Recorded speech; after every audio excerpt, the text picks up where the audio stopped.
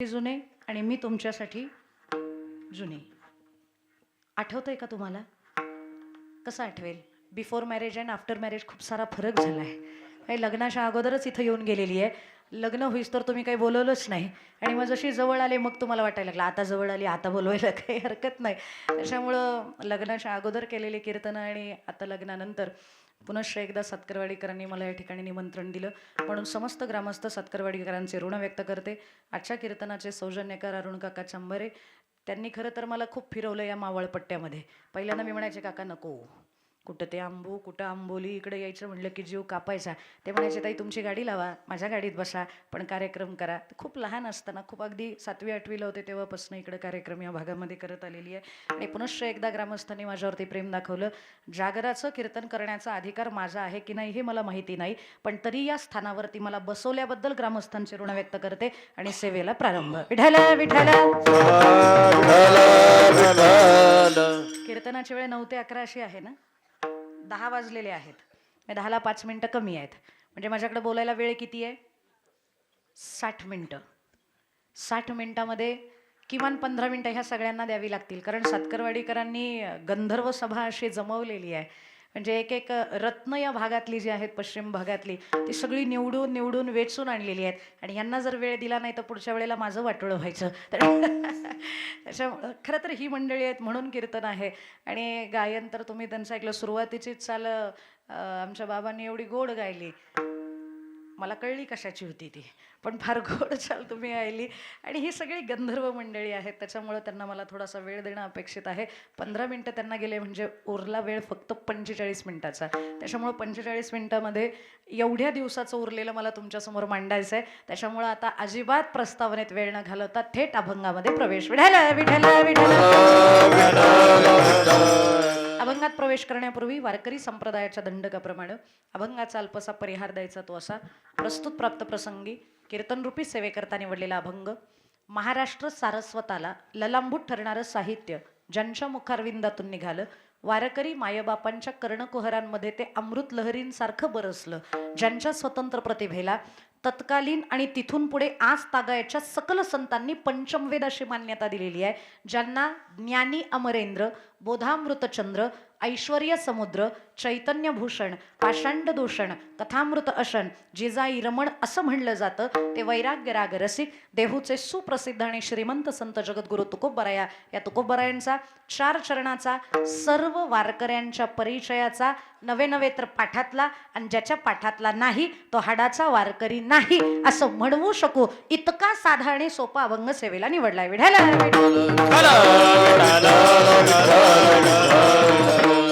पखवाज वादक असे पाहिजेत. मी वी म्हणल्याबरोबर ठला तर त्यांचा ठोकाच पडतोय. कारण काय, वादक पण खूप असतात पण पोषक वाजवणारे खूप कमी असतात. वादक 2 आहेत फार मोठे होऊन गेलेले, एक रावण आणि एक शंकर. पूर्वीच्या काळी बोल नव्हते पखवाजावर वाजवल्या जात, तर मग काय वाजवलं जायचं, तर पखवाजावरती मंत्र वाजवले जायचे. तुम्ही कसे मला खरं तर सुरुवातीला तुमचं कौतुकच करायचं होतं. रावण जे वाजवायचा ते तामसी वाजवायचा. पखावज हे सात्विक वाद्य आहे. आता इथं वादक खूप आहेत. काही जण म्हणतील आमच्या समोर काय फुसारक्या मारता येत आहे, आम्ही याच्यात आयुष्य घालवलेले आहेत, पण तरी सुद्धा मला ऐकून कळतं म्हणून सांगते बरं का. रावण हा पखावज हे सात्विक वाद्य, पण वाजवताना इतका आवेशात आणि आवेगात वाजवायचा की ते तामसी वाटायचं. आजकालचे 90% वाजवणारे त्याच कॅटेगरीतले आहेत. असं वाजवतात धड धड धड धड धड, साधा बोल कळत नाही त्यांनी काय वाजवलाय ते, पण तुम्ही इतकं समर्पक, इतकं पोषक, इतकं सुंदर वाजवताय की तुमचा बोल ना बोल लक्षात येतोय. अगदी माझ्यासारखी मला ज्याला काहीच कळत नाही, मी हे सुद्धा सांगू शकते कत धान धान धा तिट.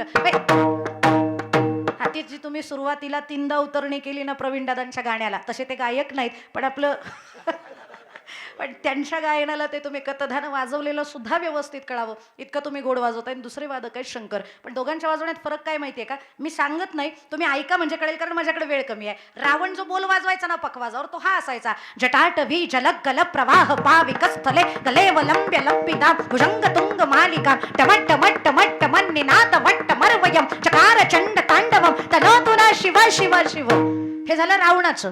आणि ज्या वेळेला शंकर परमात्मा वाजवायचे, शंकर परमात्मा हे रावणाचे उपास्य आराध्य म्हणून तो शंकर स्तुती गायचा, पण शंकरांचं उपास्य राम, त्याच्यामुळं ते वाजवताना रामांची स्तुती वाजवायचे. आणि ती स्तुती कशी होती ऐका. श्रीराम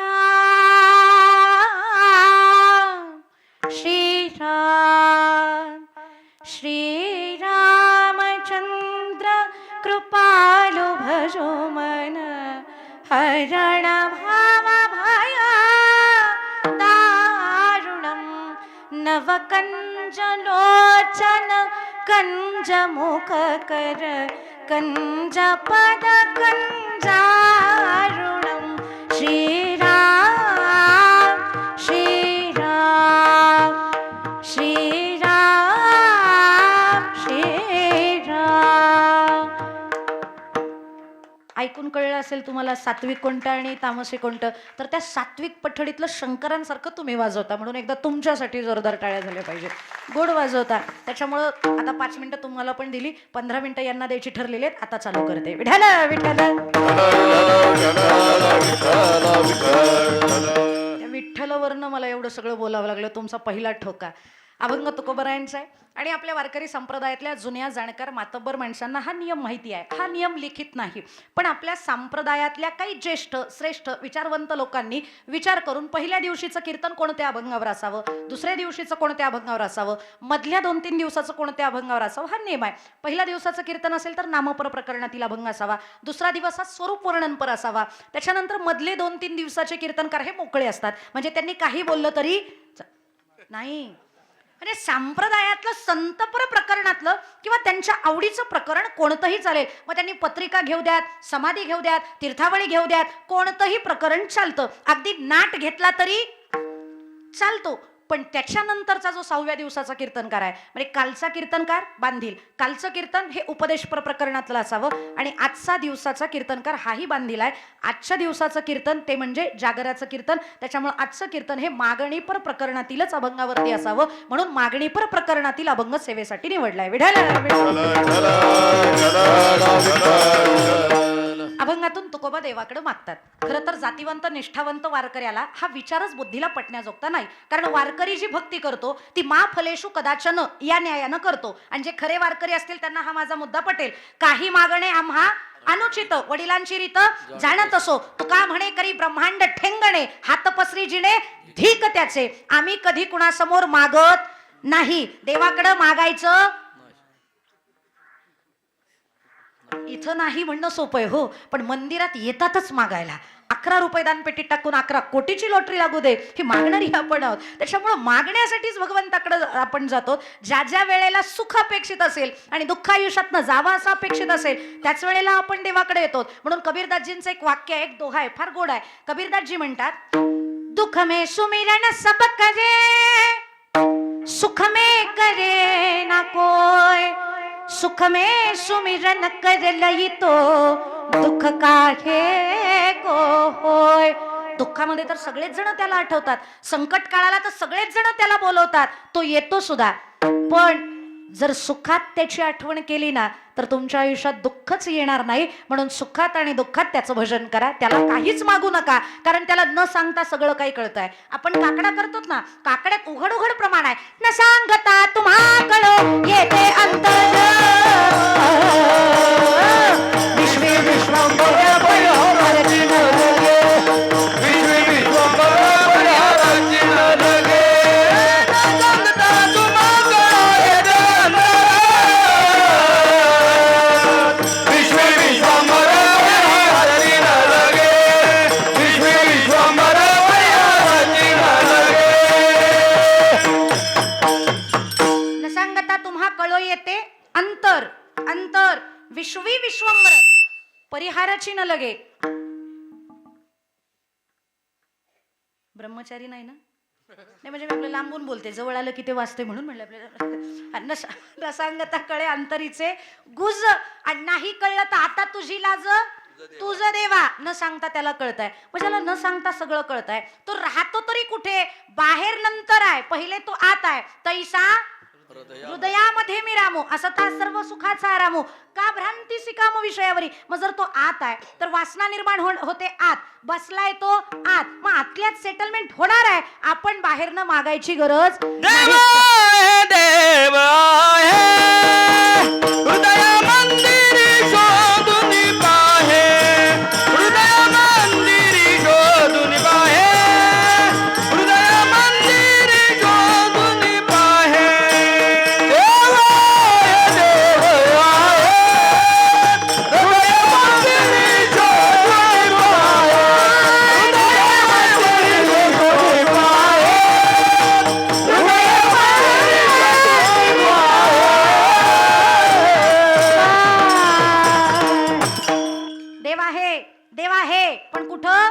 बाहेरच्या मंदिरात जाण्या अगोदर आत शोधा.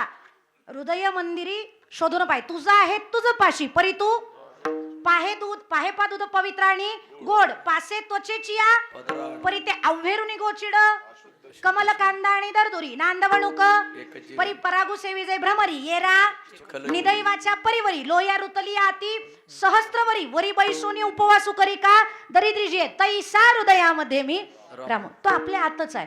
त्याच्यामुळं बाहेर वाणीमध्ये काहीही येऊ देऊ नका. या वैखरीनं फक्त त्याचं भजन करा, त्याचं चिंतन करा आणि त्या भगवंताला सांगा गोरोबा काकांसारखं, तुझे रूप चित्ती राहो मुखी तुझे नाम, तुझे रूप चित्ती राहो मुखी तुझे नाम, देह प्रपंचाचा दास, देह प्रपंचाचा दास, सुखे करो काम, सुखे करो काम, तुझे रूप चित्ती राहो मुखी तुझे नाम. पांडुरंग मुखामध्ये तुझं नाम राहू दे, चित्तामध्ये तुझा रूप राहू देत. देह प्रपंचाचा दास. या देहानं कामच करायचे आहेत. काम करा, कोणत्याही क्षेत्रामध्ये वावरा, राजकारणात जा, समाजकारणात जा, अगदी शेतकरी व्हा, नोकरदार व्हा, बिझनेसमॅन व्हा, पण कामामध्ये काम. काही म्हणा, काही करा. आणि खरं सांगू, राजकारणात असताना सुद्धा भजन करता येतं. जनक नाही का, जनक राजे तो म्हणजे राजसत्ता सांभाळणार आहेत, पण तरी सुद्धा त्यांनी भजन केलं. म्हणून जनकांना शरण जा हे व्यासांनी कोणाला सांगितलं होतं? स्वतःच्या चिरंजीवांना, शुकमुनींना. आणि जे शुकमुनी ब्रह्मचारी आहेत, शुकमुनी साधे नाहीत. आपण फक्त ऐकलेलं आहे की भागवत कुणी सांगावं तर शुकांनी सांगावं, पण त्या शुकांचा अधिकार काय माहितीये का? यम प्रव्रजंतमनुपेतमपेत कृत्यम द्वैपायनो विरह कातर आजवाह पुत्रेति तन्मयतया तर्वोभिनेदु स्तम सर्वभूत हृदयम मुनी मानतोस्मी. शुक जन्माला आलेच नाहीत 12 वर्ष, मातृगर्भात राहिले. आपण प्रमाण म्हणतो ना, ब्राह्मणाचे पोर एक खेळाशी भ्याले. या प्रपंचातल्या खेळाला घाबरले. बाहेर या सगळेजण विनंती करत होते, नाही येणार. मग विचारलं कृष्णानं, किती दिवस शुकमुनी आतमध्ये? अजूनही बहुत करणे आहे. त्यावेळेला त्यांनी सांगितलं, ही माया आहे ना, ही माया मला पकडेल, म्हणून मला बाहेरच यायचं नाही. ते म्हणले, तू काळजी करू नको, सगळ्या जगाला माया अडकवेल, तुला अडकवणार नाही, तू बाहेर ये. बाहेर आले खरं, पण जन्माला आल्याबरोबर ते 12 वर्षाचं लेकरू ते नागवेची पळू लागले रे. डायरेक्ट पळायला लागले. व्यासजी पाठीमागं पळतायत. अरे भागवत सांगायला कोणीतरी पाहिजे, म्हणून माझ्या पोटी पुत्र असावा, म्हणून तुझं निर्माण आहे, आणि तू तर वनाकडे निघाला. अरे माझा आहेस तू, मला बघू तर दे. झाडांकरवी शुकमुनींनी पाठवलेला निरोप आहे, मी तुमचा मुलगा नाही आणि तुम्ही माझे पिता नाहीत. शरीराचं नातं मला लावू नका. मी कोण आहे? अहम निर्विकल्पो निराकार रूप विभूत्वच सर्वत्र सर्वेंद्रियाणाम न चासंगतम नैव मुक्तिर्नमेयः चिदानंद रूप शिवोहम शिवोहम. मी शिवतत्व आहे आणि ते शिवतत्व या अखंड जगतात भरलेलं आहे. म्हणून अखंड जगताला मुलगा माना, त्याच्यावर प्रेम करा, माझ्या मागं येऊ नका. इतकं वैराग्य आहे शुकांचं. आणि त्या शुकमुनींना गुरु करण्यासाठी एक ब्रह्मचारी नाही, संन्यासी नाही, तर एक प्रापंचिक असणाऱ्या जनक राजाकडे जावं लागलं. आणि त्या जनक राजांनी 3 दिवस वेटिंगला ठेवलं होतं. म्हणजे राजकारणातला माणूस सुद्धा भजन करतोय, समाजकारणातला माणूसही भजन करतोय. बरं, ज्याला काहीच येत नाही, अगदी सर्वसाधारण माणूस सुद्धा भजन करतोय, अशी कित्येक तरी उदाहरणं आहेत. मग सगळ्यांनी केली आहेत, मग आपल्याला करायला काय हरकत आहे? म्हणून कोणतंही काम करा, पण ते काम करत असताना त्याचं चिंतन करायला मात्र विसरायचं नाही. कारण त्याचं चिंतन करणारा जो आहे त्याला मागायची गरज पडत नाही. मग तुकोबा का मागतात? जर भजन करणाऱ्याला मागायची गरज पडत नाही तर तुकोबा का मागतात? त्याचं कारण असं आहे, PhD झालेला जो विद्यार्थी आहे, म्हणजे त्याचं PhD कंप्लीट झालाय, त्याला डॉक्टरेट मिळालेली आहे. मग डॉक्टरेट झाल्यानंतर पुन्हा त्याला शाळेत येण्याची काही गरज आहे का? त्याला गरज नाही, पण बाकीच्यांना शिकवण्यासाठी त्यानं येणं गरजेचं आहे. बालकाची येसाठी पंते हाती धरेली पाठी. तसं संतांना मागण्याची काही गरज नाही, पण पुढच्या लोकांना कळावं की मागणं मागावं तर ते काय मागावं हे लोकांना कळावं, म्हणून तुकोबा मागायला प्रवृत्त होतात. विठ्ठल विठ्ठल तुकोबांच्या पाठीमागं लागलेले देव. मागण्याची आस पाहे मुखाकडे, चिंतिल्या रोकडे मनोरथ, काहीतरी मागा असं देवानं म्हणावं आपल्याला. आपल्याकडे देव ढुंकूनही बघत नाही का? कारण आपण त्याचं भजनच करत नाही. भजनही आमचं सीझनवारी ठरलेलं आहे. सप्त्यामध्ये काकड्याला सगळ्या महिला, पारायणाला सगळं गाव, अगदी प्रवचनाला अख्खं गाव, हरिपाठाला सगळेजण आनंद घेतात, कीर्तनाला झाडून येतात, पण एकदा का काला संपला की आमचा आणि देवाचा संबंध हा कोणी संपला म्हणलं का? नाही, मला ऐकू आलं, जरा बरं ऐकू येतंय अजून मला, पण बऱ्यापैकी या मानसिकतेची लोक आहेत, त्याच्यामुळे देव आपल्याकडे बघत नाही. पण तुकोबराय म्हणतात, मी आयुष्यभर एकच केलाय, दिन रजनी हाची धंदा, गोविंदाचे क्षण एक न विसंबे सर्वथा, आण तुझी पंढरीनाथा. एक क्षण सुद्धा त्या भगवंताला विसंबले नाहीत. आणि आपणही तेच करावं. का माहितीये? संसार किती करा, सुख नाही लागणार. इथं बसलेल्या फक्त लोकांनी हा दावा करावा, आम्ही 100% सुखी आहेत. आणि जे कीर्तनाला बसलेले लोक आहेत, जे सुखी असतील 100%, त्यांनी हात वर करा. ताई 200% सुखी. बरं, कीर्तनकारा सकट, आम्हाला तर लय व्याप, आज हे गाव उद्या ते गाव, अख्ख्या जगाचा संसार, सुख नाही कोठे आली या संसारा. अगदी काकड्यातही आपण ओरडून ओरडून सकाळी सकाळी प्रमाणे म्हणतो वासुदेव, संसार दुःख मुळ चहूकडे, सगळ्यांनाच पाठ झालेला आहे आता हे. सगळ्या कीर्तनकारांनी पर म्हणून म्हणून ऐकणाऱ्यांच्या पाठांतरात करून घेतलेलं आहे ते. चहूकडे विश्रांती नाही कोठे, रात्रंदिवस तळमळ, कामक्रोध लोभशुनी पाठी लागले ओढा, कवडा मी शरण जाऊ दृष्टी देईल निर्मळ. या संसारामध्ये सुख नाही. मग जर सुख मिळवायचं असेल तर काय करा? सुखा लागी करीसी तळमळ, तरी तू 10 कोटीची एफडी कर एक वेळ. चुकले का? सुखा लागी करीसी तळमळ, 10 कोटी का मिळणार नाही, तरी तू पंढरीसी जाय एक वेळ. त्यानं काय होईल? मग तू अवघाची सुख रूप होसी, जन्मोजन्मीचे दुःख विसरसी. तो आयुष्यात आला ना की सुख लागतं. का? कारण त्याच्या इतका सुखरूप दुसरा कोणी नाही. सुखरूप आईसा तुझा कोणी सांगा, माझा पांडुरंगा सारिका तो, सारिका तो, माझा पांडुरंगा सारिका तो, सारिका तो. सुखरूप आईसा तुझा कोणी सांगा, माझा पांडुरंगा सारिका तो, सारिका तो, माझा पांडुरंगा.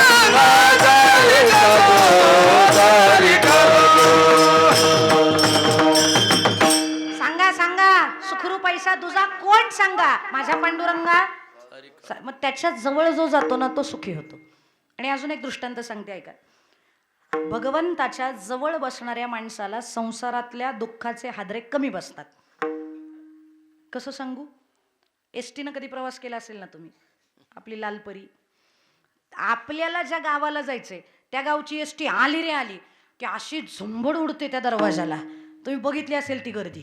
त्या गर्दीचं एक वैशिष्ट्य आहे, अजिबात त्रास होत नाही. चढायची गरज पडत, आपोआप तुम्ही सरकता.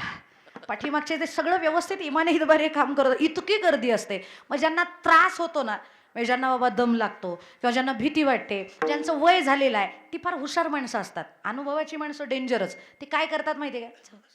जा म्हणून जा, पिशवी घेतीन, खिडकीपाशी जातील, खिडकीतनंच पिशवी टाकतील. का? पिशवी टाकली म्हणजे रिझर्व झालं. बोचकं टाकलं की रिझर्व झालं. बोचकं गाठोडं, बोचकन गाठोडं दोनदा सांगितलं कारण दोन्ही वेगळे आहेत. माहिती असते ना तुम्हाला. बोचकं वेगळं, गाठोडं वेगळं, बरोबर ना? माता माऊल्यांना माहिती असेल. बोचकं गाठोडं वेगळं, ज्याच्या व्यवस्थित घड्या घालून बांधलं जातं ते गाठोडं, आणि जे असंच कोंबलं जातं ते बोचकं. मग ज्याच्याकडे जे आहे ते टाकलं जातं. मध्ये ते एक फेसबुकवरती व्हिडिओ व्हायरल झाला होता. आणि हे सगळं कशासाठी माहितीये? एकच कारण, आम्हाला शेवटचं सीट भेटलं पाहिजे म्हणून. बरोबर? बरोबर ना? शेवटच्या सीटासाठीच ना. नाही मग पहिल्या का? वयामानानं होतं माझ्याकडनं चुकून अलीकडं पलीकडं. तुम्ही बोलत चला म्हणजे मग मी जागेवर राहीन. पहिलं सीट भेटलं पाहिजे. त्या फ्रंट सीटसाठी इतकी धावपळ. मी ती व्हिडिओ जी बघितली ना, तुम्ही बघितली का नाही मला कल्पना नाही. एका आजीकडं पिशवी नाही, बटवा नाही, बोचकं नाही, गाठोडं नाही. मग आत काय टाकायचं? बाबा बरोबर होते. तिने सांगितलं, ओ उचला मला खांद्यावर घ्या, मीच आत घुसते म्हणले. बाबा म्हणले अवघड आहे बुवा. ती म्हणली खंडोबाला नव्हतं का उचललं? उचला. उचललं पण म्हातारं कणतच उठलं. म्हणलं खंडोबाला बरी होती, आता बरी नाही गड्या. पण त्या आजीला सांगितलं जा आतमध्ये. ती आजी बरोबर डोकं घालून हळूच अर्ध्यापर्यंत आत गेली. पण नेमक्या अर्ध्यात आत गेल्यावरती वरच्या खिडकीची जी ती पट्टी होती ती सटकलीन, खिडकी आली खाली. आजीच्या जशी पाटकाडात पडली, तळमळली आजी. पण बाबा घाबरले ना, मेलो म्हणले आता. ही जर पडली तर ही बाहेर आल्यावर माझा कार्यक्रमच लावीन, त्याच्यामुळे हिला धरावा, ही पडली नाही पाहिजे. म्हणून बाबांनी धरले पाय आणि असे बाहेर ओढत होते, खाली ये. पण अर्धी आत गेली होती ना आजी. आत गेलेल्या माणसाने त्या आजीला बघितलं आणि म्हणले आजी जर म्हातारपणात पडली तर उगाचच एखादा खुबा बिबा उखळायचा, आजीला त्रास व्हायचा, आत वडा आजीला. म्हणून आतल्याने धरले हात आणि आतमधले ओढतायत आत, आतले ओढतायत आत, बाबा ओढतायत बाहेर. म्हातारी म्हणली बुवा 2 तुकडे झाल्याशिवाय काय असे ठेवायचे नाहीत. मग करायचं काय? ज्याच्यासाठी 8 तास केलाय ते काम पूर्ण झालं पाहिजे. आणि अशी खवून बाबाला लात घातली, बाबा धाडकन खाली पडले. म्हातारी सटकन आत गेली आणि आत बसल्यावरती सावरून बसली, म्हणती आत या जागा पकडली. कशासाठी एवढी धावपळ? एकच कारण, फ्रंट सीट भेटलं पाहिजे, ड्रायव्हरच्या कडेचं सीट भेटलं पाहिजे. पण त्या ड्रायव्हरच्या कडेच्या सीटचा फायदा काय? 2 टाइप्स ऑफ बेनिफिट्स होतात, 2 प्रकारचे फायदे होतात. पहिला फायदा तो म्हणजे ड्रायव्हरच्या कडेला बसणाऱ्याला हादरे कमी बसतात, म्हणजे त्याला सस्पेन्शन चांगलं असतं, त्याच्यामुळं ती जागा चांगली, म्हणून तिथं बसण्याचा प्रयत्न असतो. आणि दुसरं कारण, जर यदा कदाचित इथं कोणी एसटी ड्रायव्हर नाही ना? नाही ना? आहेत का नाहीत? शपथ नाही ना? नाही तर पुढं बोलायला, नाही तर मग इथपर्यंतच बस. नाही म्हणताय, तुमच्यावर विश्वास ठेवून सांगते. चुकून जर यदा कदाचित ड्रायव्हरला कळलं ना, आता पुढचा येऊन ठोकणार. ते ड्रायव्हर इतके चॅप्टर असतात ना, ते कट मारून आपली बाजू बरोबर काढतात. पाठीमागचे मेले तरी चालतील. चुकून ड्रायव्हर हो नको एसटीचा, वाटोळच करशील सगळं. पण काय एवढं, पाठीमागचे मेले तरी चालतील, माझी बाजू सेफ निघाली पाहिजे. एसटीच्या प्रवासात बसणाऱ्याचे हे 2 फायदे आहेत. पहिला फायदा तो म्हणजे सस्पेन्शन चांगलं, हादरे कमी. आणि दुसरा फायदा तो म्हणजे जीविताची हानी होत नाही. शेवटच्या क्षणाला तो चालक तुम्हाला वाचवतो. मग आता माझा पुढचा मुद्दा जरा व्यवस्थित कान देऊन नीट ऐका. 2 ते 3 तासाच्या प्रवासामध्ये जर बसच्या चालकाच्या जवळ बसलात तर तुम्हाला हे 2 फायदे होतात. मग 40 ते 50 वर्षाच्या जीवनाच्या प्रवासात जर या जगाच्या चालकाच्या जवळ बसाल तर हे 2 फायदे तुम्हाला होणार नाहीत का? बोला, झाल्याशिवाय राहणार नाही. पहिला फायदा तो म्हणजे तुम्हाला दुःखाचे हादरे बसू देत नाही. मग तो होऊ ने दिशीण आड घाली सुदर्शन, पडता जड भारी आठवावा हरी. एकदा का तुम्ही त्याचं भजन केलं की मग तो तुम्हाला क्षीण होऊ देत नाही. हाके सरशी उडी घालोनिया, तुमची कुठलीही अडचण असू द्या तो क्षणार्धात संपवतो. आणि किती जणांकडे आलाय? प्रल्हादाकडे आला, द्रौपदीकडं आला, शबरीकडं. काही जण म्हणतील पण ताई अजून एक अडचण आहे, भजन केल्यावर लगेच येतो का खूप कालानं येतो? कारण पहिली 2 उदाहरणं, त्याच्यामध्ये फक्त एकच उदाहरण असं आहे प्रल्हादाचं, की प्रल्हादाने फक्त या खांबात देव आहे असं म्हणल्याबरोबर बापानं लात घातली आणि त्याच्यातनं नरसिंह बाहेर आले. याला सेकंदही लागला नाही. पण द्रौपदीकडे येताना मात्र कृष्णाला वेळ लागला. हे तर सगळ्यांना माहिती आहे, कारण ती जोरात वळून म्हणते, कोठे गुंतलासी द्वारकेच्या राया, द्वारकेच्या राया, वेळ का सकया लागेला, वेळ का सखाया लावी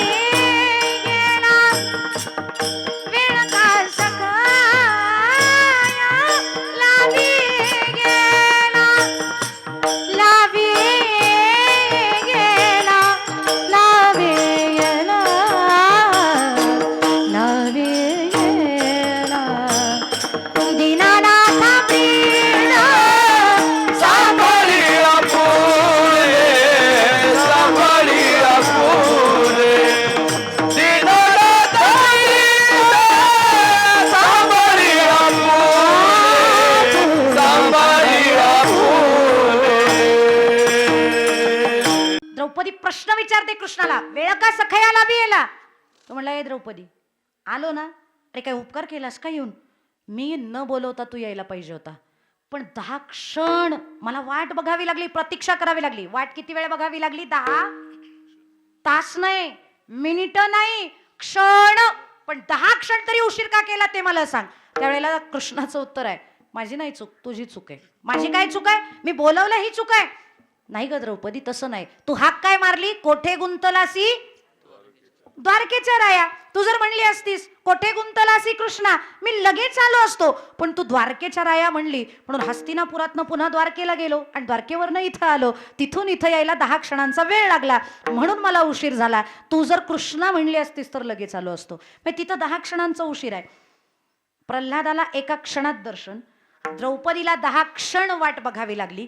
पण तिसरं उदाहरण मात्र थोडंसं अवघड आहे. शबरी कृतयुगात वाट बघायला चालू केलं होतं, त्रेतायुग आलं तरी राम आले नाहीत.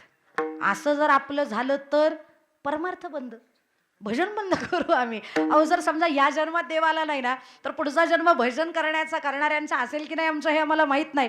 पण शबरीचा मात्र इतका निष्ठावंत भाव, भक्ताचा स्वधर्म, निर्धार हे वर्म चुकू नये. तिच्या बरोबरच्या सगळ्या मेल्या, तिच्या बरोबरच्या तिच्या मैत्रिणींच्या पंत्या आल्या. पंत्या म्हणजे कळल्या ना, पणती नाही, पणती, नातीची मुलगी पणती. त्या पणत्या विचारायच्या, मैया मरायचं कधी? अगं आमच्या पंजा गेल्या, आता आमच्या जवळपास गौऱ्या गेल्या, पण तरी सुद्धा अजून तू जशास तशी. आणि भजन करणाऱ्यांचं एक वैशिष्ट्य सांगते, खरा साधक असेल ना, साधक सांगते दाखवणारा परमार्थ करणारा नाही. कारण आजकाल लोक परमार्थ करण्यापेक्षा दाखवतात जास्त. मी फार मोठा बॉय, मी लय मोठा वारकरी, आणि माझ्यासारखा पाठा कुणाचा नाही, माझ्यासारखा अभ्यास कुणाचा नाही.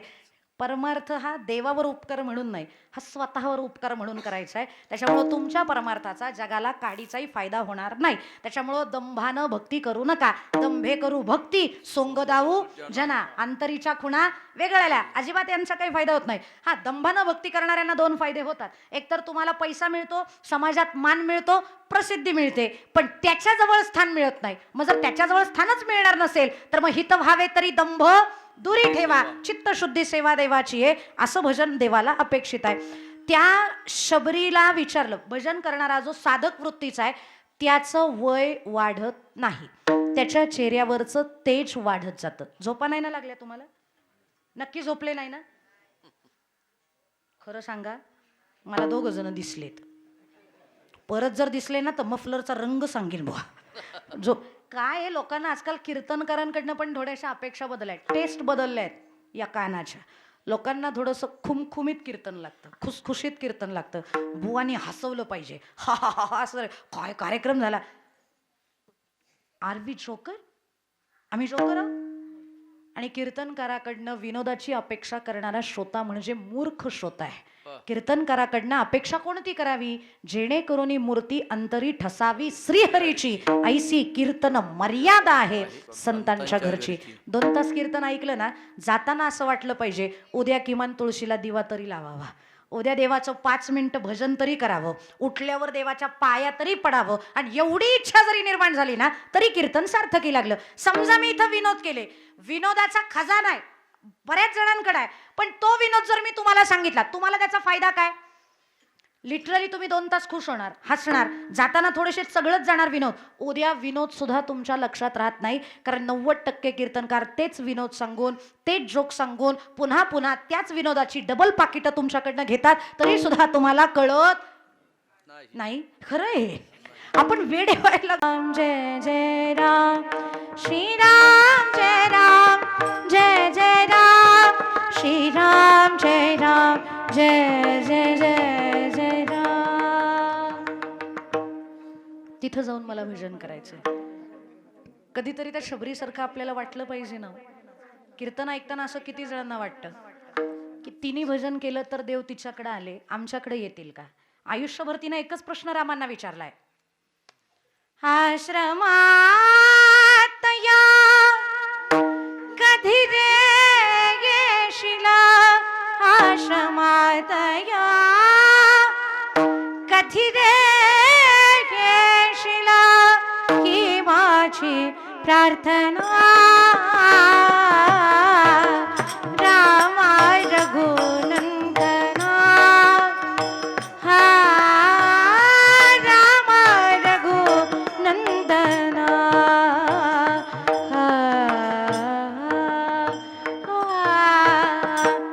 आश्रमात या कधी रे येशील. आयुष्यभर विचारतच राहिली ना. आपण कितीदा विचारलंय माझ्या घरी याल का? आणि तुमचं एक भाग्य सांगते, 22 जानेवारी पर्यंत जे जिवंत राहतील त्यांचं. इथून पुढचे 5 दिवस मरू नका, कारण अख्खं गाव सजवा, दारात शेणानं सारवून घ्या. फरशी असेल तर फरशीवर सारवू नका, साधं असेल तर सारवून घ्या, फरशी असेल तर धुवून घ्या, सडा टाका, रांगोळी काढा. का? अख्ख्या गावाला ओरडून सांगा, सजा दो घर को गुलशन सा मेरे प्रभु राम. लगे कुटिया भी गुलहन सी मेरे सरकार आए. आतापर्यंत 500 वर्षाचा वनवास होता माझ्या प्रभू रामांचा, पण तो मिटलाय. त्याच्या घरामध्ये राजवाड्यात तो सिंहासनाधीश्वर होणार आहे. आणि मराठीत वारकऱ्यांनी म्हणा, गड्यानो राजा की रे झाला, गड्यानो राजा की रे झाला, प्रभू श्रीराम सिंहासनी बैसला, श्रीराम सिंहासनी बैसला, श्रीराम सिंहासनी बैसला.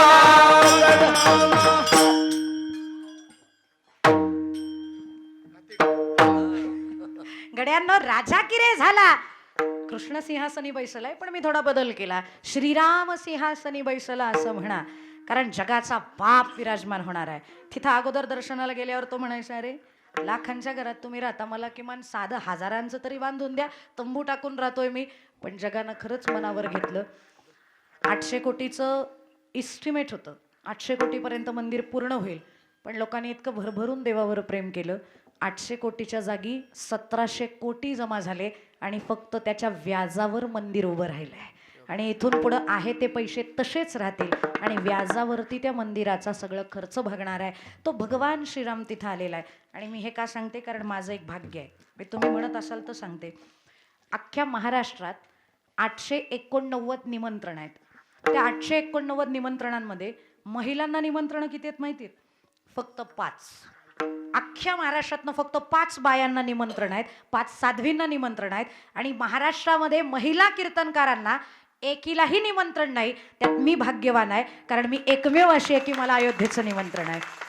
जाणार आहे मी 20 तारखेला, म्हणजे 20 तारखेला अर्ली इन द मॉर्निंग जाणार आहे. हे माझं भाग्य आहे. तो का म्हणे होता ठेवा तो या भावा सापडला, म्हणून त्या प्राणप्रतिष्ठापनेला मी तिथं जाते आहे. आणि आयुष्यभर फक्त त्या शबरीनं याचीच वाट बघितली होती की माझा देव कधी येईल, माझा देव माझ्या कुटियामध्ये कधी येईल. विचारलं तिला, अगं देव आल्यावर काय करशील? जब मेरे राम जी का आवन होगा, शबरी के कुटिया का पावन होगा, जब आवेंगे रघुराई आसन पर बिठाऊंगी, मीठे मीठे बेर अपने हाथों से चखाऊंगी, साथ में लखन जी का दर्शन होगा, शबरी के कुटिया का पावन होगा. माझ्या झोपडीचं पावनता त्याच्या येण्यानं आहे, माझ्या जीवनाची सार्थकता त्याच्या येण्यानं आहे. भगवान राम येतील त्या दिवशी मी काय करणार आहे? राम आएंगे तो अंगना सजाऊंगी, दीप जला के दिवाली में मनाऊंगी, मेरे जन्मों के सारे पाप धुल जाएंगे, राम आएंगे, मेरे झोपड़ी के भागा खुल जाएंगे, राम आएंगे, राम आएंगे, आएंगे, राम आएंगे. आता उरकते, कारण तिकडनं हार इकडं आलेला आहे. मला सांगणे उरका. काय मी बाय बर्थ चिंचवडकर आहे, त्याच्यामुळे पुणेकर आणि ब्राह्मण आळीला लहानाची मोठी झाली आहे, त्याच्यामुळे मला खाणाखुणा पटकन कळतात. चिंचवडला जर एखादं व्याख्यान असेल ना, जर व्याख्याता बोलायचं बंदच झाला नाही ना, तर मग आयोजक फार हुशार, म्हणत तर नाहीत बंद करा, शाल आणि श्रीफळ आणून ठेवतात. आणलंय बरं का, उरक निघ. तरी नाही बंद झाला तर खाली पाकिट दाखवतात, हे पाकिट ह्यांचंच आहे, हा बुवांचंच आहे, पाकिट बघून तरी उरक बाबा. आणि तरी नाही गप झाला तर माईकच बंद करून टाकतात. तसं कीर्तनातल्या या खुणा आहेत. हार आला की मग ते सांगणं असतं, उरका विठोबा रखुमाई घ्या, उत्तरार्ध उरका ज्ञानेश्वर माऊली घ्या आणि जा जा. नाही, या खाणाखुणा असतात. हार आलाय म्हणजे मला पहिली सूचना आलेली आहे, त्याच्यामुळे थोडं घाईत सांगते, कारण मला अजून अभंगात प्रवेश करायचा आहे. आणि खरं सांगू, तुकोबांचे अभंग, ज्ञानोबांचे अभंग एक एक तासातून 2-2 तासामध्ये त्यांचे अर्थ सांगून मोकळे व्हायला इतके ते सोपे नाहीत. आम्हाला उमगायला आयुष्य चालली, आम्हाला उमगेना 2 तासामध्ये आम्ही काय ढेकळं सांगणार आहेत, पण तरी प्रयत्न आहेत, किमान ॲटलिस्ट त्यातली ते थोडंफार तरी सांगता यावं. चला, मी हे सांगत होते, भगवंत येण्याची तिनं वाट बघितली आणि तिच्यासाठी भगवंत आले. लोक सांगत होती भिल्लवस्ती आहे, जाऊ नका, मारून खातील. अरे मारलं तरी चालेल, तिच्यासाठी जाईन. लक्ष्मणजी म्हणतायत पायात काय नाही, पाय त्यांना इजा होईल, तोडून काढावे लागले तरी चालेल, तिच्यासाठी जाईल. मग तिच्याकडे यायला देवानं इतका उशीर का केला? जर तिच्यावर एवढंच प्रेम होतं तर 1.5 युग वाट बघितली आहे शबरीनं. असं का? त्याचं कारण ऐका, वाक्य थोडंसं व्यवस्थित ऐका, मुद्दा संग्रही ठेवा. ज्या वेळेला साध्यापेक्षा जास्त सुख हे साधनेत निर्माण होतं ना, त्यावेळेला साध्य सुद्धा लवकर येत नाही, ते साधनाच करायला लावतं. त्याच्यामुळं तुकोबांना सुद्धा विठ्ठल म्हणल्यावरती विठ्ठलानं समोर यावं इतका अधिकार असताना सुद्धा भामचंद्रावरती अनुष्ठान किती दिवस करायला लागलं? 13 दिवस करायला लागलं. आणि 14व्या दिवशी देव आले. तुकोबांचा अधिकार इतका आहे, राम म्हणता रामची होई जे, बडी बैसोनी पदवी घ्यायचे, बडी बैसोनी पदवी घ्यायचे, बडी बैसोनी पदवी घ्यायचे, ऐसे सुख वचनी आले, विश्वासे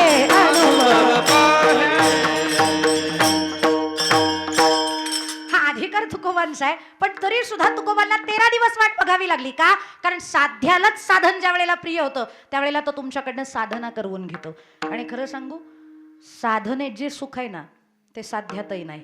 एखादी गोष्ट मिळेपर्यंतच तिच्याबद्दल हव्यास असतो. एकदा का ती मिळाली की तिची किंमत राहत नाही. बंगला जोपर्यंत नाही तोपर्यंत बंगल्याची किंमत, बंगला बांधला, वास्तुशांत झाली, बंगल्याबद्दलचं प्रेम संपलं.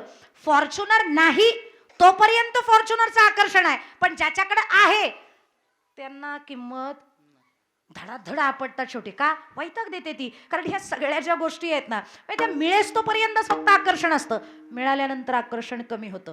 तुम्हाला मजा सांगू का? लग्नाच्या अगोदर, म्हणजे आता सध्या ज्यांचं लग्न ठरलेलं आहे ना त्यांना विचारा, 24/7 ऑनलाईन राहावं लागतं आणि 3-3, 4-4 तास गप्पा मारतात. किती? जास्त का? मी आपला अंदाजे सांगितलं बाबा, मारत असतील 3-3, 4-4 तास. 3-3, 4-4 तास गप्पा मारणारे लग्न झाल्यानंतर फक्त 1 वर्ष होऊ द्यात, एकमेकांची तोंड सुद्धा बघत नाहीत. कारण जोपर्यंत लग्न होत नाही तोपर्यंतच प्रेम. पण एकदा का ती माझी आणि तो माझा हे कळलं की प्रेम राहत नाही, आकर्षण संपलं. लॉ ऑफ अट्रॅक्शन हेच सांगतो, तुम्हाला जिथं पोहोचायचंय तिथं तुम्ही पोहोचल्यानंतर तुम्हाला त्या ठिकाणी पोहोचल्यानंतरच्या आनंदापेक्षा तिथे पोहोचणारा रस्ता आवडायला लागतो. त्याच्यामुळं साधना भगवंताला जर आवडायला लागली ना तर तो साधना आपल्याकडनं करवून घेतो. म्हणून शबरीकडं साधना करून घेतली, भगवंताला तिच्यापर्यंत जायला वेळ लागला. आणि कदाचित जर भगवंत आपल्याकडे पण यायला उशीर करत असेल तर समजून चला तुमची भक्ती त्याच्यापर्यंत पोहोचती आहे. विठ्ठल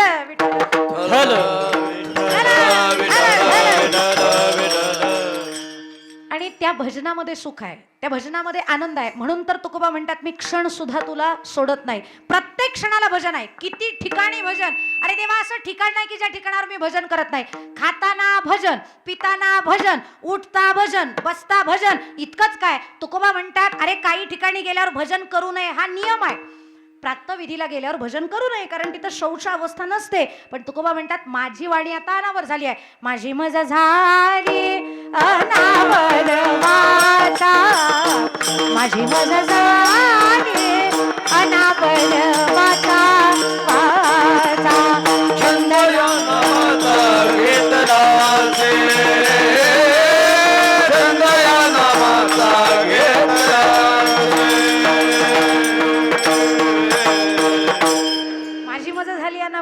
छंद या नामाचा घेतला असे, असं भजन तुकोबांकडनं व्हायला लागलं. आणि या भजनामध्ये सुख आहे हे तुकोबांना कळल्यावरती तुकोबा देवाकडे सुद्धा बघतात आणि म्हणतात, जर मला काही द्यायचं तुला असेल तर माझं एकच मागणं आहे, प्रत्येक ठिकाणी प्रत्येक क्षणाला तुझा विसर मला होऊ नये आणि हेच दान माझ्या पदरात टाक. तेव्हा अभंग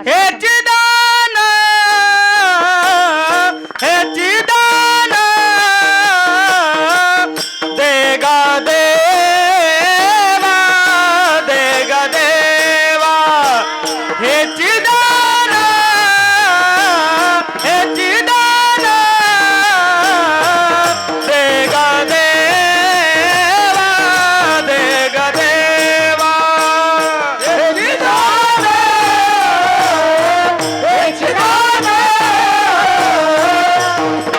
दे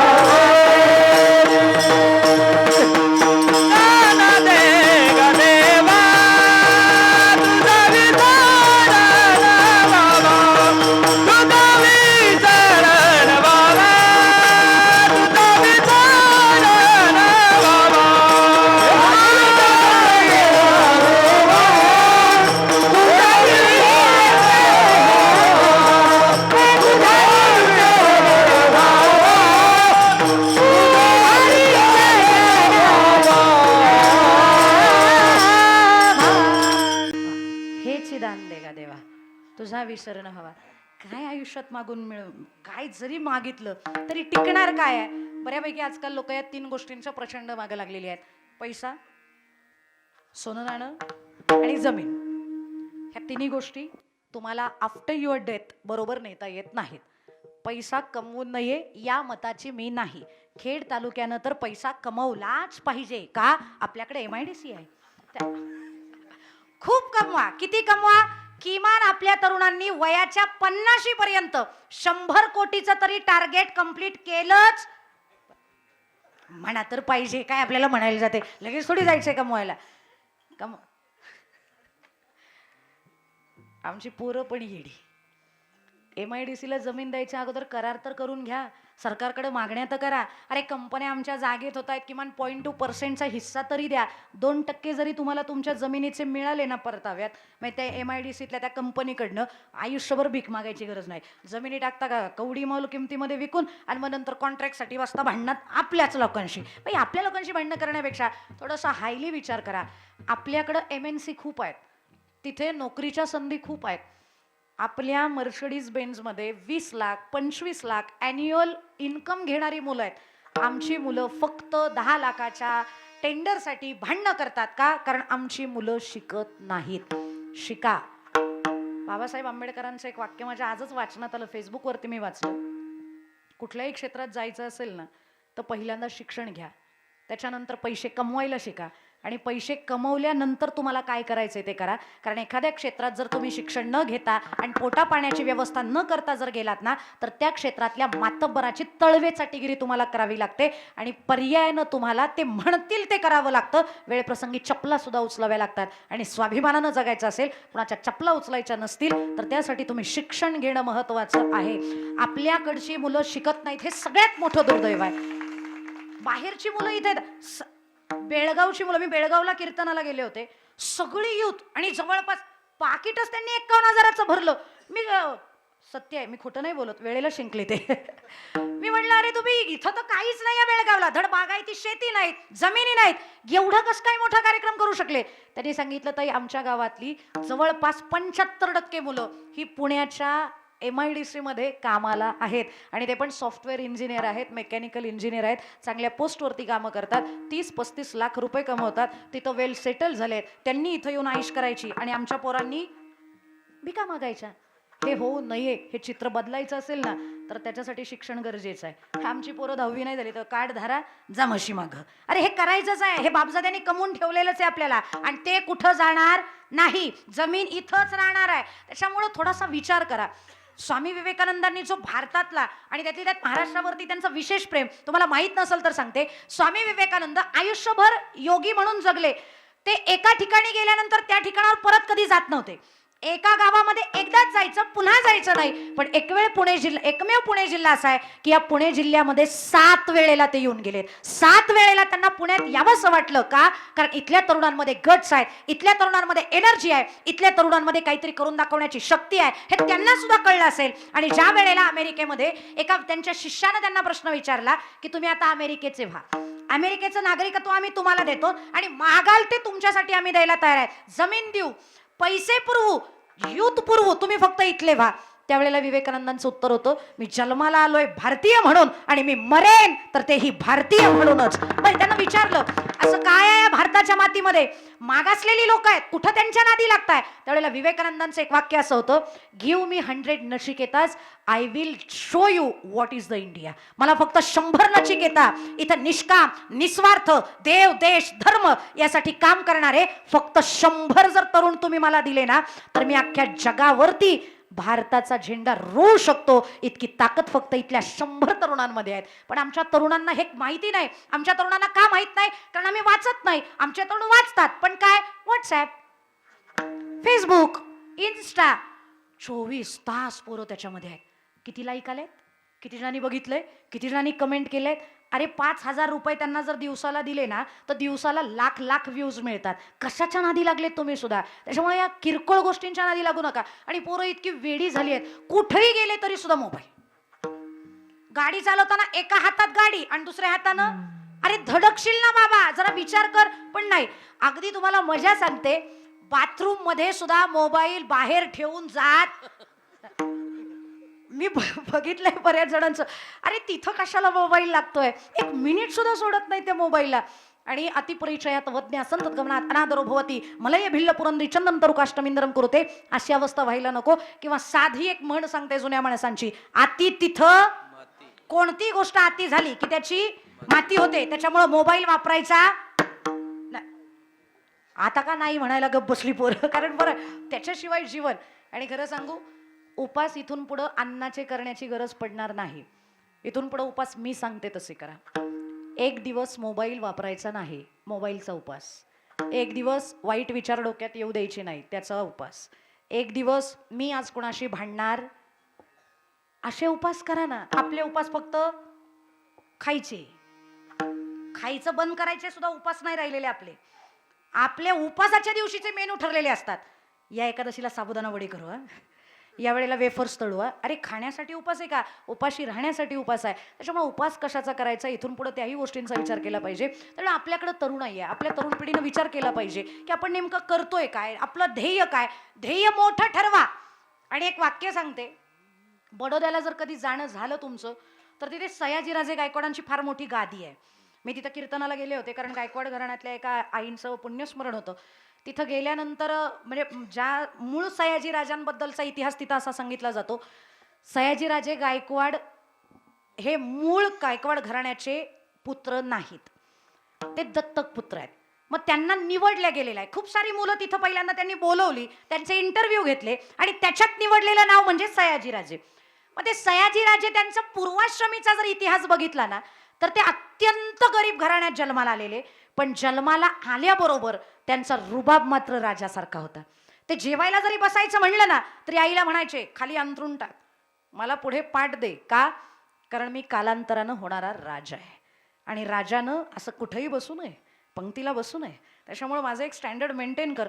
ते खाली बसायला पाठ घ्यायचे, जेवायला पाठ. आई हसायची, पण आईला वाटायचं कुठला जरी नाही झाला तरी माझा तर राजाच, माझ्यासाठी मोठा माणूसच आहे तो. ती सगळं करायची. आणि ज्या वेळेला ही बातमी कळली की इंटरव्ह्यू चालू आहेत, तिथं त्या गादीवरती बसवायला मुलगा पाहिजे, त्यावेळेला तिथं जवळपास 1,500 ते 2,000 मुलं बोलवली होती.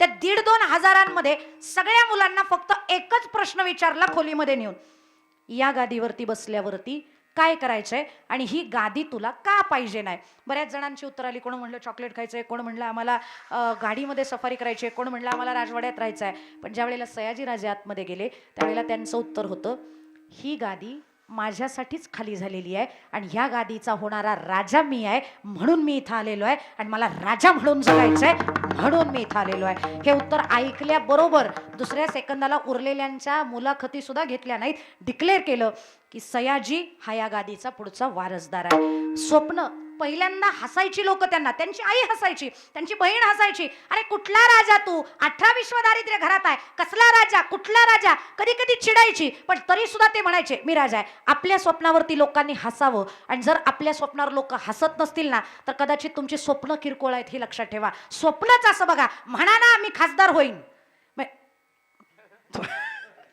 म्हणा मी मुख्यमंत्री होईन, म्हणा मी अंबानी होईन, म्हणा मी अदानी नको सध्या, अदानी डुबत, पण म्हणा तर खरं, think big and B big. असा आपण कधी विचार करणार आहोत की नाही. आणि जोपर्यंत तुमचे विचार बदलणार नाहीत, तोपर्यंत तुमचं नशीब बदलणार नाही. त्याच्यामुळे विचार मोठा करा. त्याच्यामुळे 50 पर्यंत 100 कोटी कमावलेच, किमान 2 तरी आवाज आले बुवा आता पाहिजेच आहे. बाकीच्यांची अजून मनोभूमिका नाही, पण माझं म्हणणं आहे बुवा 100 कोटी कमवा. पण याच्यानंतर आता माझ्या आध्यात्मिक भूमिकेत येते आणि पुन्हा सांगते, 100 कोटी जरी कमवले, थोडं लांबवलं चालेल ना, एक 10 मिनिटं वाढले चालतील ना, नक्की चालेल ना, मोजकेच चालेल म्हणतात, बाकीचे म्हणतात उरक. 10 मिनिटं, फक्त 10 मिनिटं. 100 कोटी कमवा, पण मेल्यानंतर आपल्या मुलाला फक्त एवढं एक वाक्य मरायच्या अगोदर सांगून जा, बच्चा I will transfer 99 crore in your account after my death. मी मेल्यानंतर 99 कोटी मी तुझ्या अकाउंटला ट्रान्सफर करणार आहे. फक्त मी मेल्यानंतर सरणावरती माझ्याकडेनं कापूर खोबरं तूप ठेवण्याच्या ऐवजी फक्त 1-1 लाखाची गड्डी ठेव. ठेवतील ना मुलं? ठेव. ठोकळा सुद्धा नातेवाईकाला म्हणतील बघा सोयरा, बघा सोयऱ्याच्या खिशातला लागतो. ठोकळा सुद्धा सोयऱ्याकडनं मागतात. काय बरोबर येणार आहे. दुसरी गोष्ट, आजकाल सातबाऱ्यावरती पण आपल्या पोरांचं बरंच लक्ष आहे. सातबारा मिळाला, सातबारा नावावर झाला पाहिजे. काही काही लोक तर आम्हाला 10वीला गेल्यावर दाखवतात. आता तर मी 10वीच बंद केले म्हणायला. या 2023 पासून मी दशक्रिया विधीची प्रवचनं करत नाही. आणि त्याला पण कारण आहे. पूर्वीच्या काळी साधू मेला, महात्मा मेला तर प्रवचनाला बोलवायचे. आजकाल कुणाच्याही 10वीला प्रवचन. एके ठिकाणी मी 10वीच्या प्रवचनाला गेले. प्रवचन झाल्यावर एक कार्यकर्ता हळूच माझ्यापाशी आला आणि हळूच कानात कसा म्हणतो, ताई तुम्ही कसं काय आल्या? म्हणलं कसं काय आले म्हणजे? निमंत्रण होतं म्हणून आले बाबा. अहो पण असल्याच्या 10वीला कशा आल्या? म्हणलं असल्याच्या म्हणजे? अहो म्हणे ताई तो दारू पिऊन पिऊन लिव्हर खराब होऊन मेलाय आणि तुम्ही त्याच्या 10व्याचं प्रवचन केलं. म्हणलं अगोदर तरी सांगायचं तो तसला होता, कारण मी 10व्याच्या प्रवचनात बोलता बोलता बोलून गेले. ते ज्या मार्गाने गेले त्याच मार्गाने चालण्याचा प्रत्येकानं प्रयत्न करावा, हीच भावपूर्ण श्रद्धांजली अर्पण करते. वाटोळं होईल ना त्याच्या मार्गाने गेल्यावरती, पण हे माहितीच करून देत नाहीत लोक. तेव्हापासून ठरवलं जायचंच नाही. आणि अजून एक कारण, तिथं गेल्यावर काही बोलतात. माझं प्रवचन झालं, एक जण श्रद्धांजली व्हायला उभे राहिले. ते बोलता बोलता बोलले ना, काका स्पर्श झालेला आहे, ताईंचं प्रवचनही झालेलं आहे. प्रवचन झाल्यानंतर अधिकचं बोलणं उचित नाही. ताईंच्या आत्म्याला चिरशांती लाभो ही भगवतचरणी प्रार्थना करतो. आणि अरे म्हटलं जगू दे बाबा. तेव्हापासून म्हटलं नको बोय, आपल्याला मारायला बसलेत, जायलाच नको. आणि याच्या पुढे जाऊन अजून एक नियम सांगते, तो ऐका. मला पण माहिती नव्हता, माहिती झाल्यानंतर मी तो बंद केला प्रवचनांचा भाग. ब्राह्मण काका कोणी गावात असतील तर त्यांना विचारा. ज्या ब्राह्मण काकांनी पिंडदान करायचं ना, त्या ब्राह्मण काकांना सत्यनारायण करण्याचा अधिकार नाही. आणि ज्यांनी सत्यनारायण करायचा त्यांनी पिंडदानाला जायचं नाही. 13व्याला जायचं. आहेत का काका इथे? नाही ना? तेच बरं आहे, नाहीतर त्यांनी परत माझ्यावर दावा ठोकला असता. कशा काय अशा बोलू शकता तुम्ही? पण हा नियम आहे आणि हाच नियम कीर्तनकारांसाठी सुद्धा लागू होतो. दशक्रिया विधीचं प्रवचन करणाऱ्यांनी सप्त्यातलं कीर्तन करायचं. मला काय करायचे, मर्द्या जाऊ द्या, मी बंद केली म्हणून काय सगळ्यांनी बंद करावी का? पण हा नियम मला माझ्या गुरूंनी सांगितला म्हणून मी बंद केली. पण एके ठिकाणी प्रवचन झाल्यावर चहासाठी म्हणून मला नेलं आणि डायरेक्ट दाखवायला लागले जमीन. ताई या नारळापासनं त्या बाबळीपर्यंत अख्खा सातबारा आपलाय बरं का, दुसऱ्याचं नावच नाही मध्ये. ती माती खालना हसत होती. ओ देवा गप्प बसा, मी तुमची नाही तुम्ही माझे. कारण असं म्हणणारे तुमच्या खानदानातले मी लय बघितलेत. प्रमाण आहे मातीचं. आजा गेला पंजा गेला, अरे बाप म्हसणा गेला. देखत देखत नातू पंतु तोही कैसा झाला. देखत देखत नातू पंतु तोही कैसा झाला. तोही कैसा झाला. तुझा आजा इतकंच काय, तुझा तुमचे तीर्थरूप तेही म्हणायचे किंवा माझी आहे, पण मी त्यांची झाले नाही.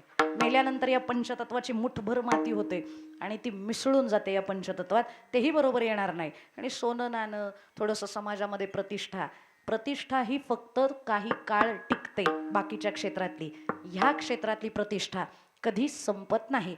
आपल्या तालुक्याला वरदान म्हणून नेमाचं भजन ज्यांच्याकडनं लाभलेलं आहे, वाजवणे बाबा अजून लोकांना माहिती आहेत. पण ज्या वेळेला आळंदी हा मतदारसंघ निर्माण झाला त्यावेळेचे पहिले आमदार कोण सांगता येतील?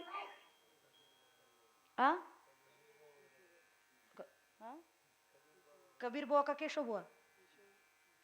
केशव कबीर. दुसरे आमदार खरं बोला, तुम्ही म्हणाल हिला काय कळतंय, घ्या कुठली पण नावं, असं नको. 2 नंबरला, 3 नंबरला किती कुठं नाही आपल्या आपल्यातच. मला काय सांगायचंय, मोजकी ही पुढची 3-4 माणसं अशी आहेत की ज्यांना ही नावं माहिती आहे. आत्ताच्या पिढीला किती जणांना ही नावं माहिती आहेत? नाही माहिती. का? गरजच नाही. काय उपयोग आहे आम्हाला त्यांची नावं माहिती असून? आम्हाला घेणं देणं नाही. पण वाजवणे बाबा किती जणांना माहिती आहेत? कोंडाजी बाबा डेरे किती जणांना माहिती आहेत? ज्ञानोबा किती जणांना माहिती आहेत? याच्या पुढे जाऊन एक वाक्य सांगते, राजकारणी संपले. ज्ञानोबांच्या काळामध्ये ज्ञानोबांनी ज्ञानेश्वरीमध्ये ज्या राजाचं वर्णन केलेलं आहे, माझ्या काळात या राजाचं सध्या हा राज्य करताय, त्या राजाचं नाव काय हे कुणाला सांगता येईल का? नाही सांगता येत. शूर राजा, दानशूर राजा म्हणून हरिवंश जाधव हा त्यावेळेला राजगादीवरती होता आणि हे ज्ञानेश्वरीत वर्णन आहे. पण त्या राजाचं नाव आम्हाला माहिती नाही.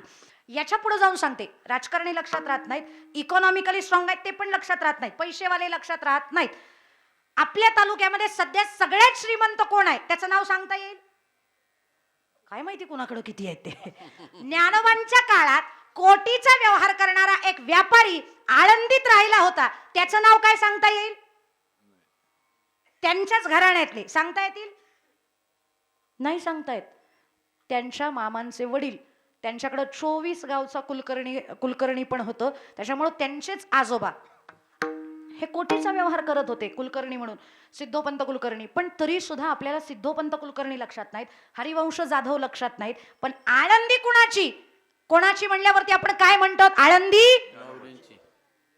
खर तर माऊलींचा जन्म फक्त आळंदीतला आहे, नाही तर माऊलींची आळंदी नाही. माऊलींचं मूळ गाव कुठलं आहे?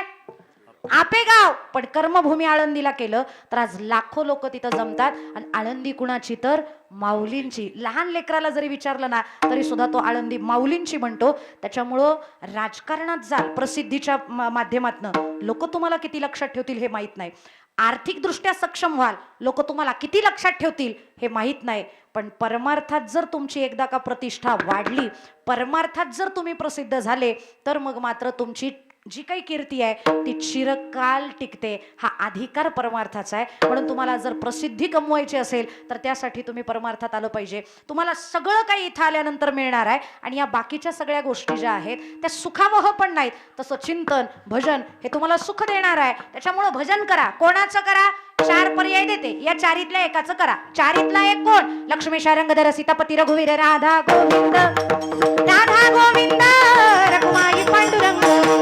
लक्ष्मी शारंगधर सीतापती रघुवीर राधा गोविंद, राधा गोविंद रघुमाई पांडुरंग.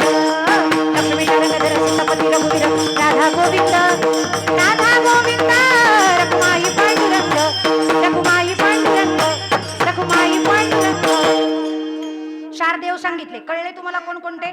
लक्ष्मी शारंगधराचं करा, सीतापती रघुवीराचं करा, नाहीतर राधा गोविंदाचं करा. आणि जर मला विचारत असाल कोणाचं करा तर एकाच करा. विठोबा रघुमाई, विठोबा रघुमाई, विठोबा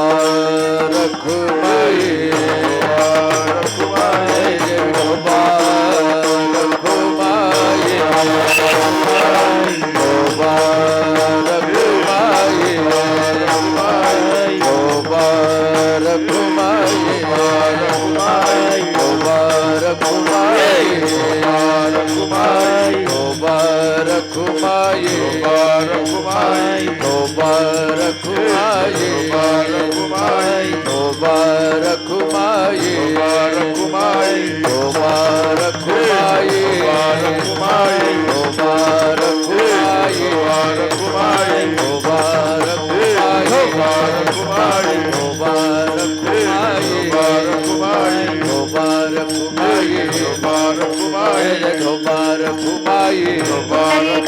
विठोबा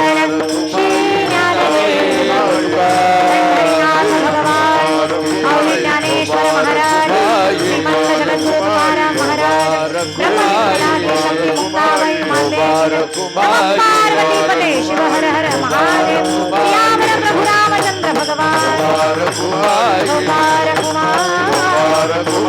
हरि जय जय, हरि जय जय, हरि जय, हरि जय, हरि हरि हरि हरि जय, हरि हरि हरि हरि हरि हरि हरि जय जय, हरि जय हरि हरि हरि हरि हरि हरि जय, हरि जय जय, हरि जय जय, हरि हरि हरि हरि हरि जय, हरि हरि हरि हरि हरि जय, हरि हरि हरि जय जय, हरि हरि हरि हरि हरि जय, हरि हरि हरि हरि हरि हरि जय, हरि जय हरि जय जय, हरि जय जय, हरि हरि हरि हरि जय, हरि हरि हरि हरि जय जय, हरि जय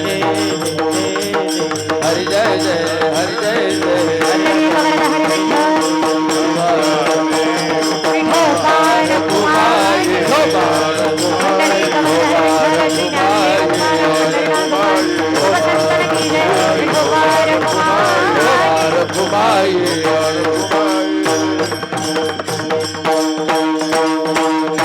विचिदान देगा देवा तुझा विसरण व्हावा. विठ्ठल विठ्ठल. तुझा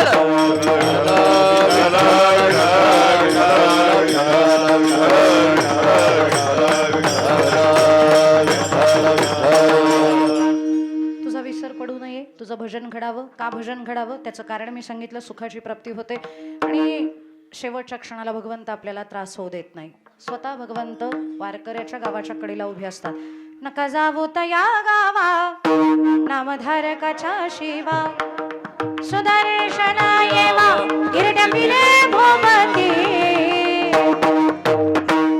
म्हणून तुझा विसर न व्हावा, शेवटच्या क्षणापर्यंत तुझा विसर न व्हावा.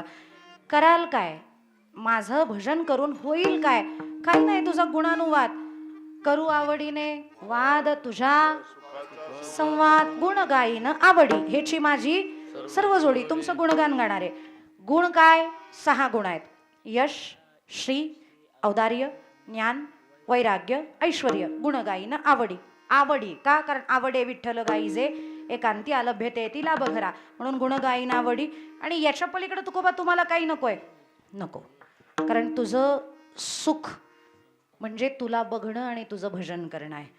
नामदेव महाराज अख्खं जग फिरल्यानंतर पंढरपुरात आल्यावर ज्ञानोबाने विचारलं, आता तरी भागलं, आता तरी सुखी आहेस, सगळं जग दाखवलं तुला. नामदेव महाराजांनी मान हलवली, नाही, सुखी नाही. काय करायचं आहे त्या सुखासाठी? पाहू द्या रे मज विठोबाचे मुख. जग फिरल्यानंतर शेवटची इच्छा आहे, पाहू द्या रे मज विठोबाचे भूक, लागलीसे भूक डोळा माझ्या. त्याच्यामुळे तुला बघण्यातच सुख आहे, हेची माझी सर्व जोडी. का? कारण तो सुखरूप आहे. सर्व सुखाचे आगर म्हणे नरहरी सोनार, सर्व सुखाचे आगर बाप रखुमा देवीवर.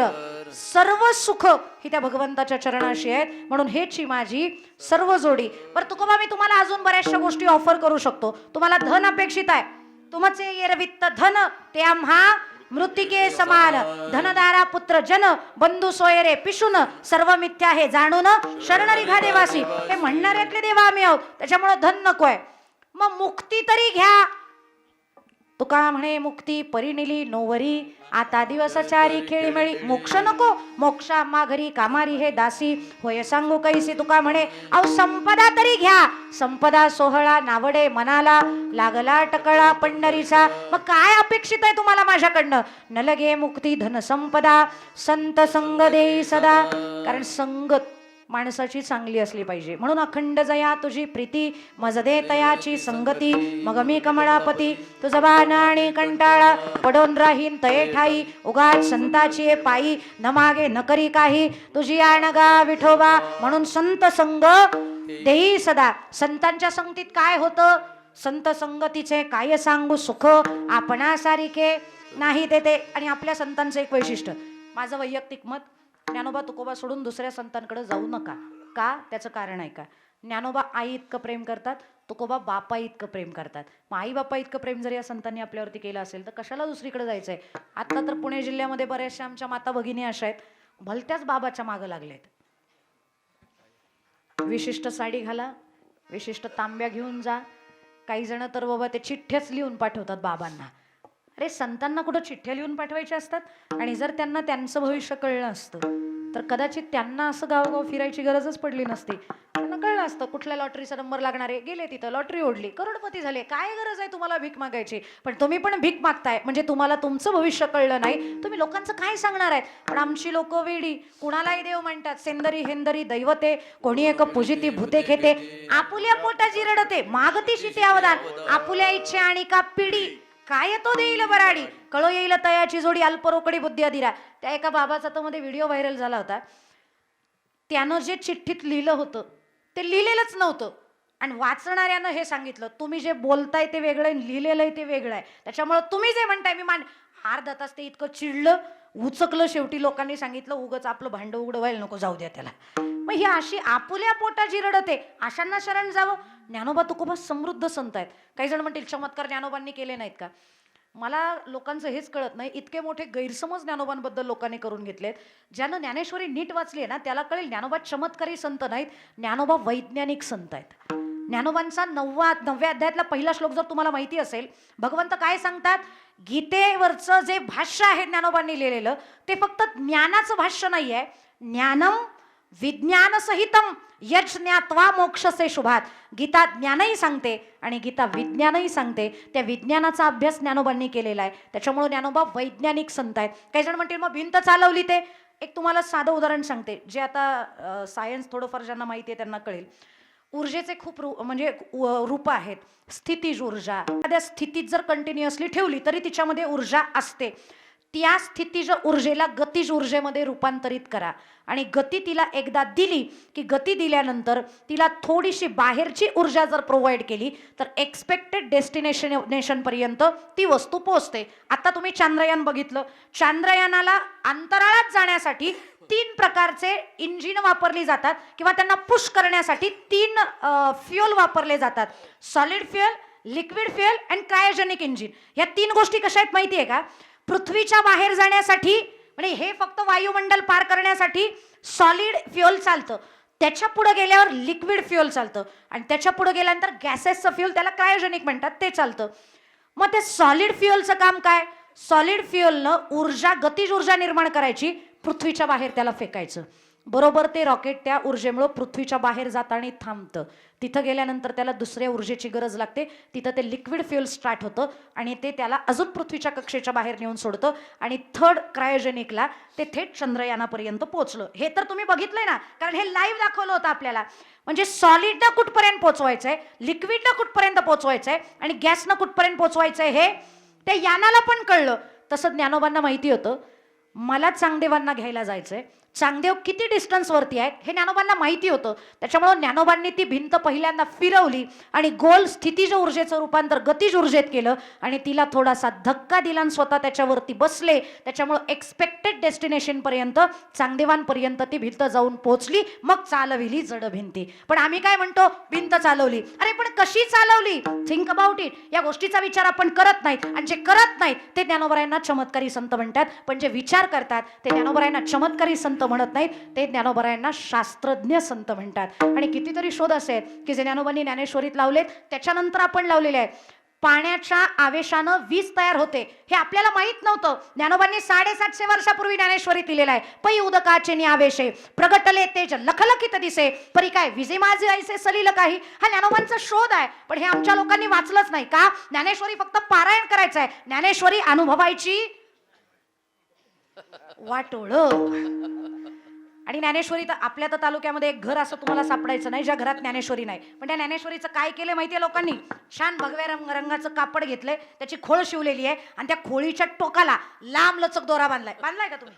लांब लचक दोरा आहे. त्या खोळीत ती ज्ञानेश्वरी घालायची आणि कचून ज्ञानोबा बांधायचे. ज्ञानोबांचं ज्ञान बाहेर येता कामा कसं व्हायचं मग आपलं. त्याच्यामुळे ज्ञानेश्वरी हा बांधून ठेवण्याचा ग्रंथ नाही. आणि माझं तर मत आहे, एका चांगल्या महात्म्यानं त्या ज्ञानेश्वरीबद्दल एक वाक्य सांगितलंय, आयुष्य गेलं माझं, मला ज्ञानेश्वरी कळली नाही. ज्यांनी लग्न केलं नाही, ज्यांना मुलं बाळ नाही, ज्यांना संसाराची चिंता नाही, त्यांनी आयुष्यभर ज्ञानेश्वरी वाचली तरी त्यांना ज्ञानेश्वरी कळली नाही. आपल्याला संसार करता करता ज्ञानेश्वरी कळेल. त्याच्यामुळे आपण प्रयत्न पण नाही करायचा, अख्ख्या ज्ञानेश्वरीला डोकंच लावायचं नाही. मग नामदेव महाराजांचे पाईक व्हा. एक तरी ओवी अनुभवा,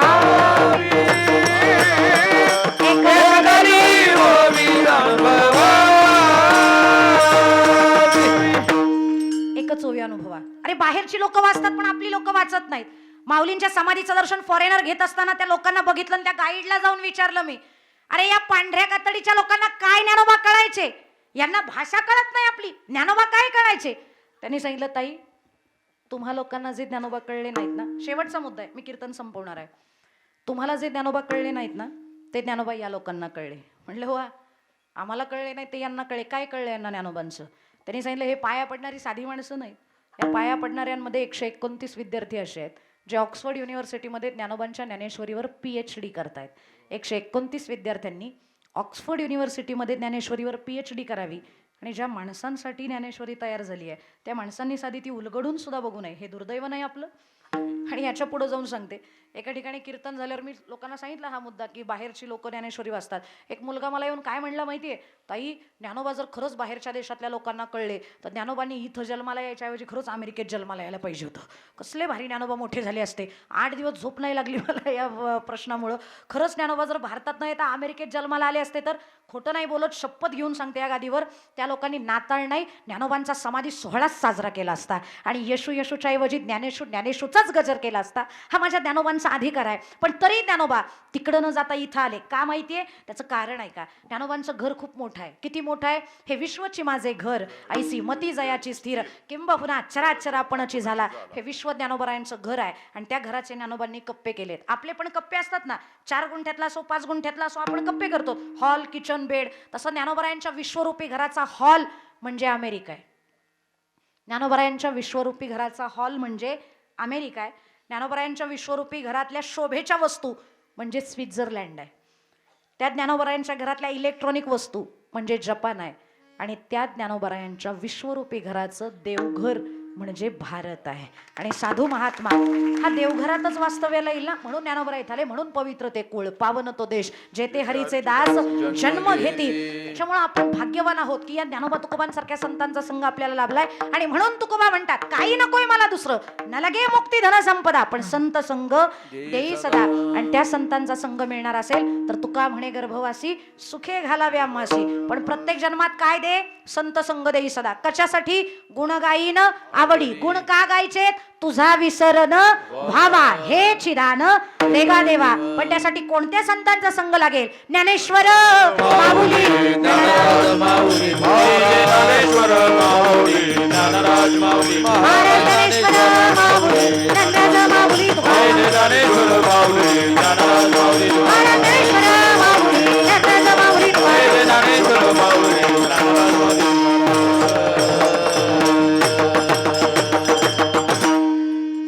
कीर्तनाची वेळ संपलेली आहे. 10 मिनिटं वाढलेच तसे, पण काय करणार, लेटच चालू झालं होतं त्याच्यामुळे मला वेळ कमी भेटला. झालेली सेवा ज्ञानोबराया, तुकोबराया, आदिशक्ती मुक्ताबाई, अखिल कोटी ब्रह्मांड नायक पांडुरंग परमात्मा, सकल संत सकल भगवंत यांच्या चरणी सादर समर्पित करण्यापूर्वी, करविली तैसी केली कटकट, वाकुडी का नीट देव जाणे. जे चुकीचं आहे ते माझ्या बुद्धीचे दोष, जे चांगलं आहे ते सद्गुरूंचं ज्याप्रमाणे त्यांनी मला बुद्धी दिली त्याप्रमाणे बोलण्याचा मी प्रयत्न केलेला आहे. अधिकचं असेल कमी करा, कमी असेल तर फिल इन द ब्लँक्स, रिकाम्या जागा भरा. याच्यामध्ये आज या ठिकाणी कीर्तनाच्या साथीला आलेली जी सगळी गुणीजन मंडळी आहेत, आता कुणाचाच नामोल्लेख करत नाही, सगळ्यांच्या चरणारविंदावरती मस्तक माझं टेकवते. मस्तक हे पायावरी या वारकरी संतांच्या, सर्व वारकऱ्यांच्या चरणी ही सेवा सादर समर्पित करते. या सर्व श्रोतृवृंदाच्या चरणी ही सेवा सादर समर्पित करते. सगळ्यांनी गोडसेवा केलेली आहे, गायकांनी, वादकांनी, आणि सगळ्यात खास म्हणजे वेणेकरी भारी आहेत बुवा. इतके टक लावून इतके एकांतात असे त्यांचं आपलं माझ्या एकट्याचं भजन. आठवीनं पाय हा माझा नवस असं म्हणून त्यांनी सेवा जी चालू केली ते शेवटपर्यंत. पण एकदम छान सगळं, पांढरा फेटा, मग ती बाराबंदी, ते धोतर, आणि त्यात शोभलेल्या तुमच्या त्या मिशा बिशा, आहा काय दिसतात. गोडसात तुम्ही केली, तुमचंही ऋण व्यक्त, रागावू नका, कौतुक केलं मी तुमचं, तुमचंही ऋण व्यक्त करते. त्याचबरोबर आमचे चोपदार, मला येताना 2च होते, एक नंतर वाढले वाटतं, 3 चोपदार, आणि कसे मागं थांबलेत, हे अजिबात हालायचं नाही, मागं येत आम्ही. उत्तम सेवा त्यांनी पण केलेली आहे. ते बाल गोपाल सगळ्यांचे ऋण व्यक्त करते.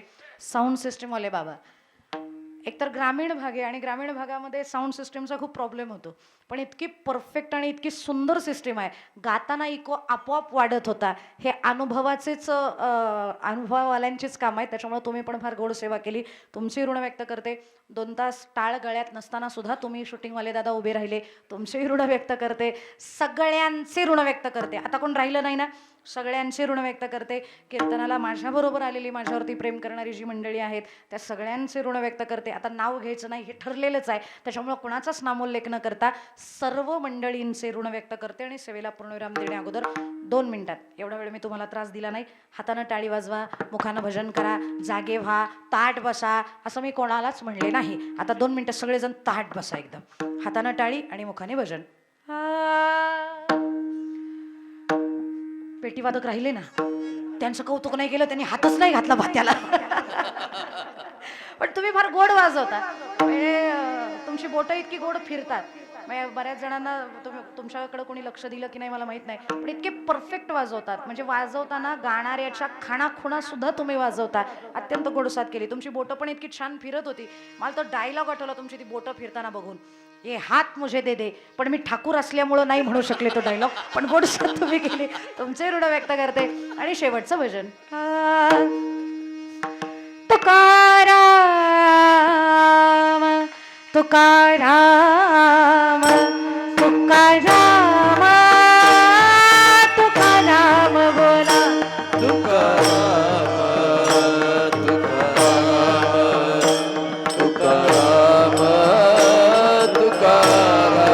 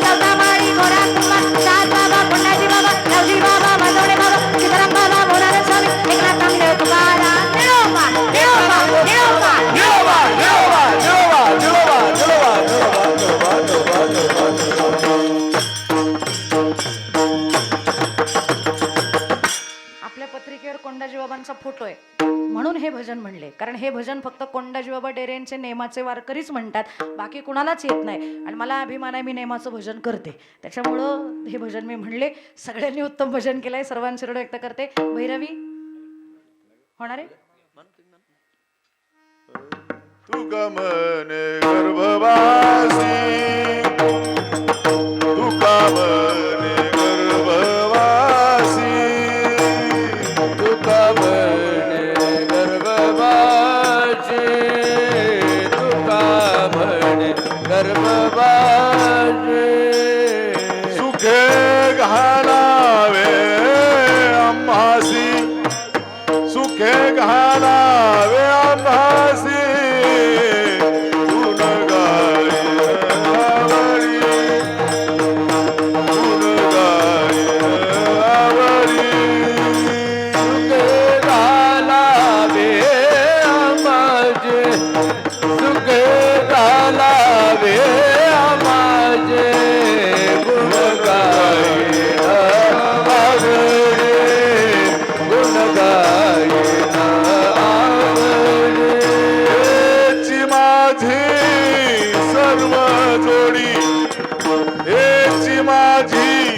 सर्व जोडी